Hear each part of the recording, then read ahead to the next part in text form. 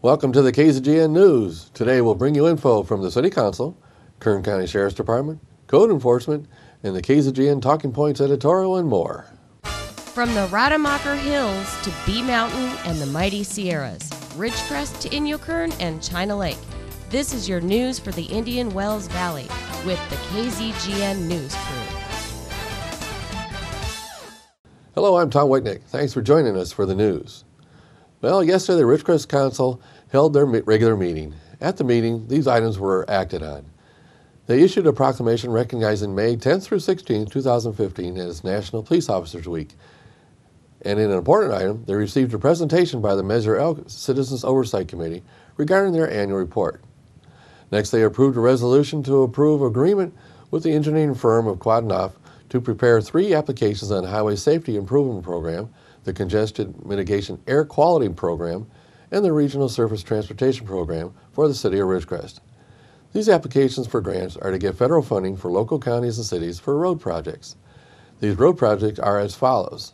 Potential HSIP projects are signal and intersection projects at West Upjohn and South Downs, traffic signal, at West Los Flores Avenue and North Downs, another traffic signal, at East Ridgecrest Boulevard and Sunland Street, another traffic signal in the Caltrans Highway 178 right-of-way, and North Downs Avenue and Ward, a traffic signal, and intersection improvements at South Downs and Bowman.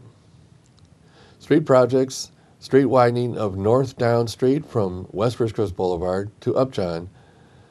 Potential RSTP projects include North Downs Street between West Ridgecrest Boulevard and Upjohn, East Drummond Avenue between North China Lake Boulevard and Chelsea Street, North Mahan Avenue between West Graff Avenue and Inyokern Road. Potential CMAQ projects include street improvements of South Sunland Street between Bowman and Dolphin, possible CMAQ street widening of Tamarisk Avenue between North Inyo Street and Cape Hart Court, street widening of North Down Street between West Ridgecrest Boulevard and Upjohn, possible CMAQ street widening of West Raider Avenue between South Downs and Sunset. These are all good projects. All these streets are in need of maintenance. They approved a resolution of the Ridgecrest City Council adopting and reaffirming the city's annual statement of interest and delegating the authority to make such investments to the city treasurer, Mrs. McQuiston. Under discussion and other action items, the council received an executive summary and a discussion of the fiscal year 2014-15 budget projections by Finance Director McQuiston. Then the council gave its approval of a letter of support for Senate Bill 111 and Senate Bill 121. Next on the agenda, the council approved the modification of a couple ordinances. The council had a second reading and adoption of Ordinance 1503, an ordinance of the City Council of the City of Ridgecrest, amending Chapter 20 of the Ridgecrest Municipal Code by adding a provision permitting emergency shelters within the R3 and R4 multifamily residential district, and an amendment to the ordinance section permitting density bonuses. In Kern County news from Kern County Sheriff's Office, the week of May 11th through May 15th, 2015 is Peace Officers Memorial Week in Kern County. This is a time we set aside to remember and honor all law enforcement personnel who have made the ultimate sacrifice and service to their communities. During this period of observance, deputies will be wearing black mourning bands over their badges, and flags at sheriff's offices' facilities will be flown at half-staff. The Kern County Sheriff's Office will hold its annual Peace Officer Memorial Ceremony to pay homage to members of the Sheriff's Office who have lost their lives in service to the people of Kern County. The ceremony will be held on May 11th at 10 a.m. at the Sheriff's Office Memorial Monument at Sheriff's Headquarters, 1350 Norris Road in Bakersfield. The public is invited to attend. In Ridgecrest Police Code Enforcement News, Code Enforcement Officer Fred Booth has reported that one of the violators on Benson Street out in Ridgecrest Heights has started removing his double-wide mobile home. This double-wide was moved onto the property with no permits in any way. The owner of the property and mobile said he'd done it 100 times before with no permits. This comment shocked me. After further investigation, I discovered that there are 2 situations about using mobile homes in a city. First, if a person was to establish a mobile home park. Second would be erecting a mobile home not in a park but within the city on a city lot. There are 2 different sets of rules here. In the first scenario, with the mobile home park, Generally, mobile home parks do not fall under the city jurisdiction, but under state observation, even when they are within the city limits. So homes placed in state-monitored parks are only subject to state requirements. There are some city codes that do apply, but these are only incidental to the park's construction. Under the second scenario, when a mobile is placed on an individual city lot, then they do have to follow city building codes. So when he said he's done it 100 times before without permits, maybe he's talking about placement of these mobiles in mobile home parks under state supervision. Either way, now he should know the rules and do things in accordance with the Ridgecrest Municipal Code.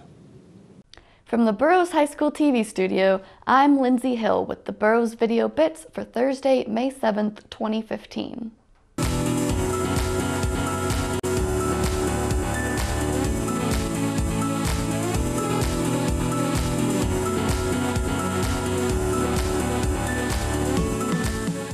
Here's a quick look at how the athletes of the school are doing from the Burroughs Athletics website.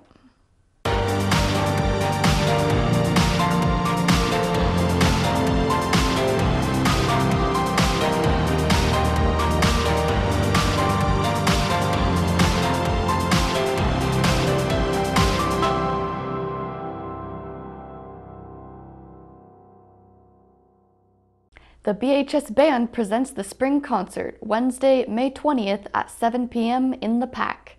Joining the band are special guests, Robbie Martinez, conductor of the Desert Community Orchestra, as well as Craig and Mary Durst, performing with the jazz band. There's something for everyone on this concert. Tickets cost $5, general admission, available at the door.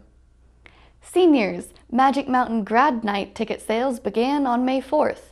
The cost is $40 and permission slips must be turned in along with your payment. Permission slips were handed out in government and economics classes.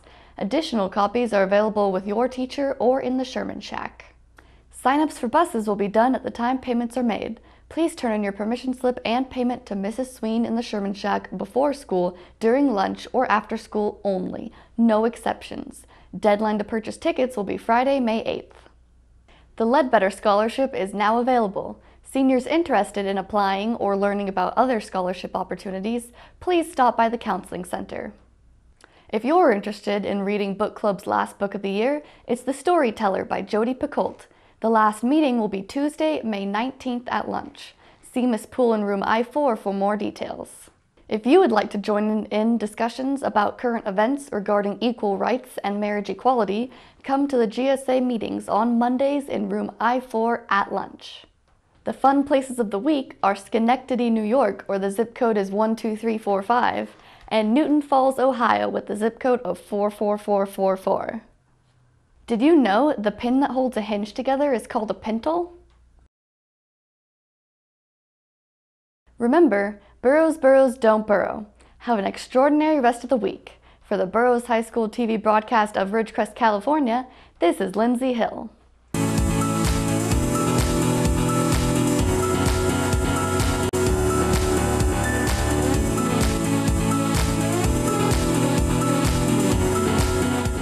Stay tuned for today's KZGN News Talking Points right after the break.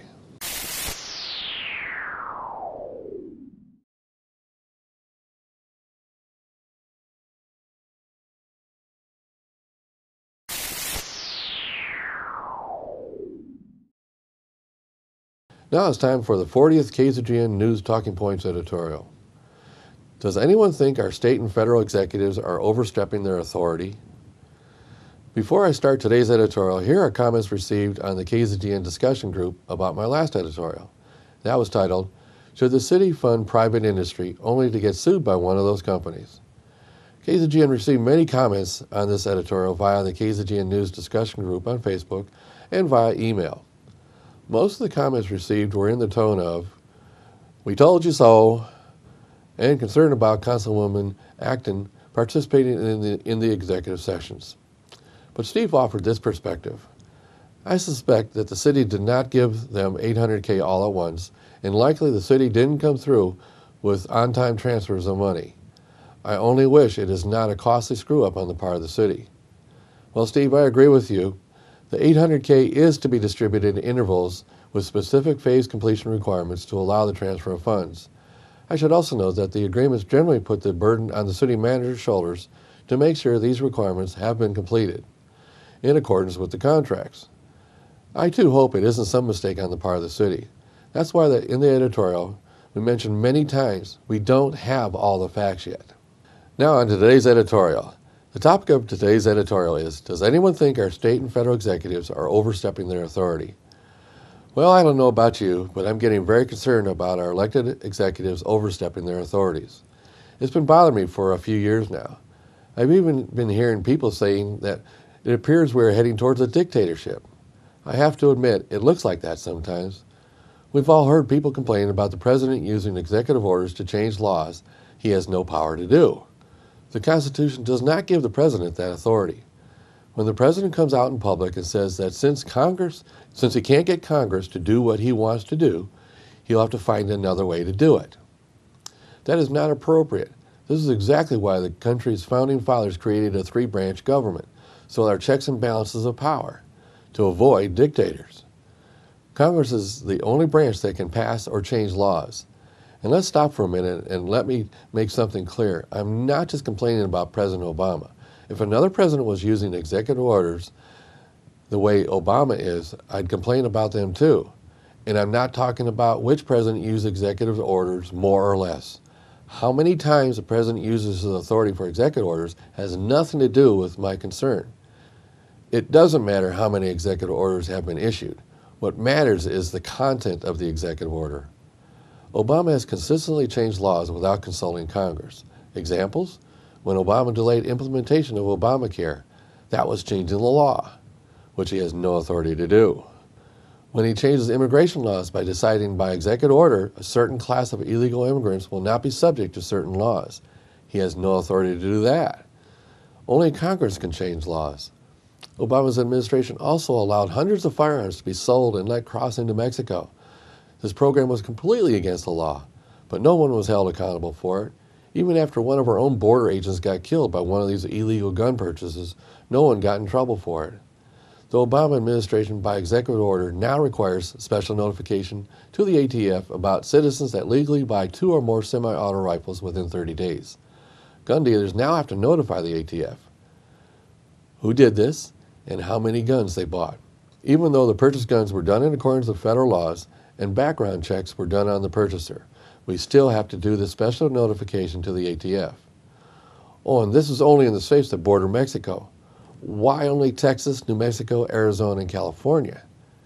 And many other examples as well. But now our own governor of California has taken a page out of Obama's book and is doing the same thing. Now, by simple order, Governor Brown is moving up water rationing requirements.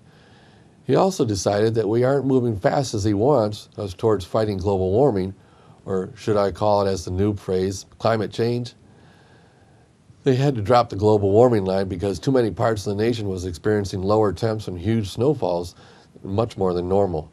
So to make sure they can argue against global warming by calling it climate change, they can warn us about too hot and too cold temps. Boy, they're smart. But back to these executives overstepping their authority. The mainstream media has nothing to say about either case. I guess this is because the orders are what the progressive liberals in the mainstream media want to see. Until we are totally out of gas-fueled cars, this fighting about climate change will continue.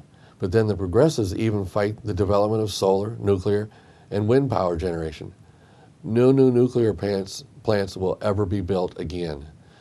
The ones we have will be shut down. New solar and wind power plants are going to be killed next. The windmills will be stopped because too many birds are getting killed by the turbine blades. Solar plants take too much water and disturb too much soil. Anyway, Obama and Brown are going too far. Someone needs to challenge these executives. Someone needs to stop this abuse of power. And you want to know what I'm really waiting in nervous anticipation about? How Obama uses a legitimate power presidents have and use right at the end of their terms of office.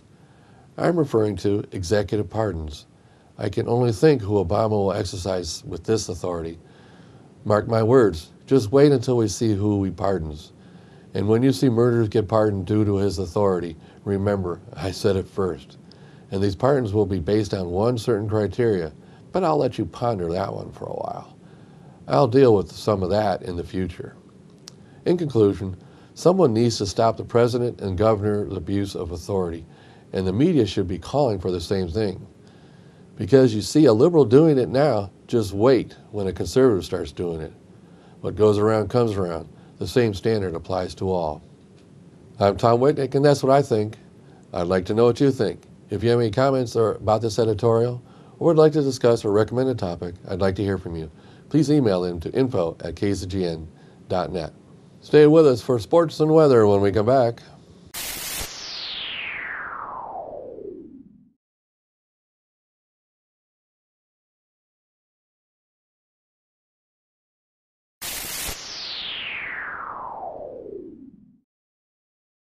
Thanks for staying with us. Let's go to Keith for the weather. Thank you, Tom. The National Weather Service is forecasting a slight risk of severe thunderstorms this evening across parts of the central and southern plains, from North Texas across the western Oklahoma and extreme northeastern New Mexico into southern Colorado and central Kansas. Large hail and damaging winds will be the main threats, with very large hail and few tornadoes possible across northwest Texas and southwest Oklahoma. For us in the IWV, the National Weather Service has issued a wind advisory in effect from this morning until later tonight after 9 p.m.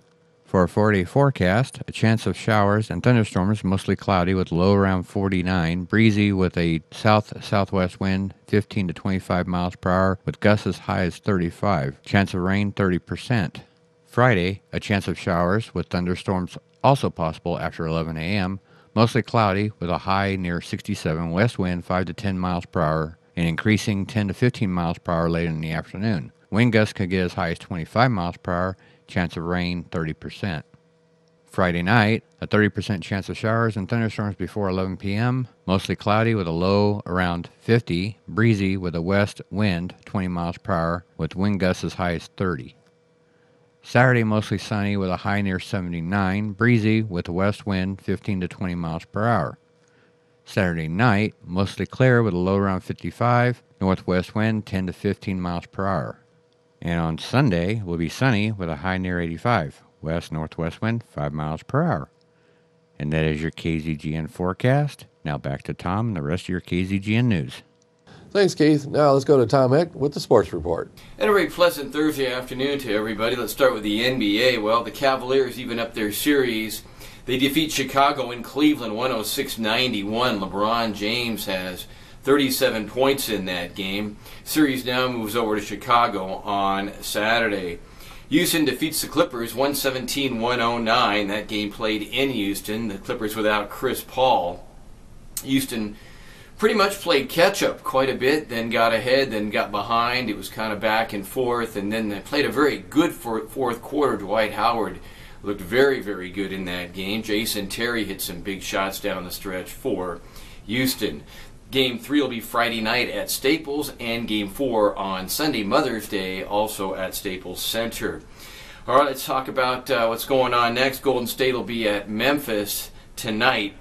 Now let's go to Major League Baseball. The Mets beat the Orioles 5-1. The New York Mets off to their best start in ages. Toronto, Tampa, and the Twins also win. The Twins have been playing very well right now. They have won their last 6 or 7 games. They beat the Athletics 13-0. They've been pounding the baseball. Cleveland beat the Royals. Royals leading the Central Division of the American League, but the Indians get a win last night 10-3. Boy, Texas, all of a sudden, they had only won 8 games going into a 3-game series against the hottest team in baseball, the Houston Astros. The Astros had won 10, but throw all that away. The Astros now have lost 3 straight games to the Rangers, last night by a score of 11-3. I mean, they pounded them all 3 games. So that's 3 losses in a row for the Astros. The Astros now will move into Anaheim tonight to take on the Angels for a 4-game series. The Astros still lead the West by 5 games over the Angels, who, speaking of the Angels, won again last night in the 9th inning. 2 walk-off wins in a row for the Halos. They win last night 4-3. They blew a 3-0 lead. Houston Street came in the 9th inning, couldn't get the save, and the final score 4-3 Halos. Okay, 4 games with the Astros coming up. Then after that, the Angels will take a 3-game series. They'll play Minnesota, then they'll hit the road. All right, let's talk about the Detroit Tigers. They win again last night. They're off to a great start, and so does Washington. Washington last night defeated the Marlins 7-5. Now, the story of that game, Bryce Harper, 3 home runs. Bryce Harper from the Las Vegas area, and he may end up one of the greatest all-time home run hitters in baseball before it's over. He's only 22 years old. All right, let's talk about other winners last night. The Cubs, San Diego, Arizona. Arizona wins a doubleheader, their first doubleheader sweep in 3 years. They beat Colorado in Phoenix last night. 2 straight games. One was a makeup game. Okay, the Dodgers lost to Milwaukee 6-3. They will play Game 4 today at Milwaukee. The Dodgers now 1-2 on the road trip. The Dodgers, though, leading the West. They have a 4-game lead in the Western Division. Okay, Burroughs baseball, maybe the best team around. The Burroughs baseball team tied for first in the Mojave River League. They're 7-1, their best start in ages. John Bradley doing a great job at the helm of that team. Burroughs will play at Serrano today. They just beat Serrano 2 days ago at Burroughs by a score of 2-0. Boy, they've got some very good pitching this season, have the Burroughs.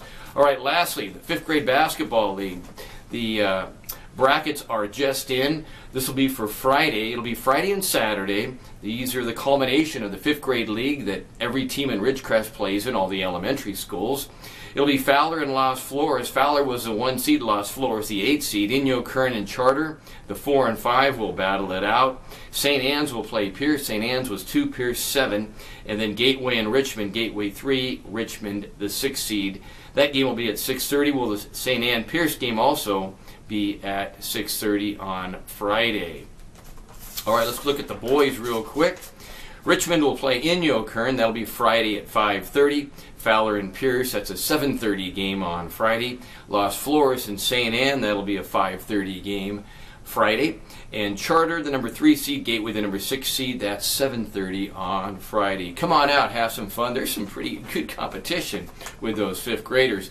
If you win Friday, you play Saturday, the championship game scheduled for 3 and 4 o'clock, respectively, girls and boys. Sports for Thursday. I'm Tom Heck for KZGN. So that's the news for today. All of us at KZGN-TV know you have a choice in what you watch for your news. We all thank you for choosing KZGN-TV, Ridgecrest's only community TV station.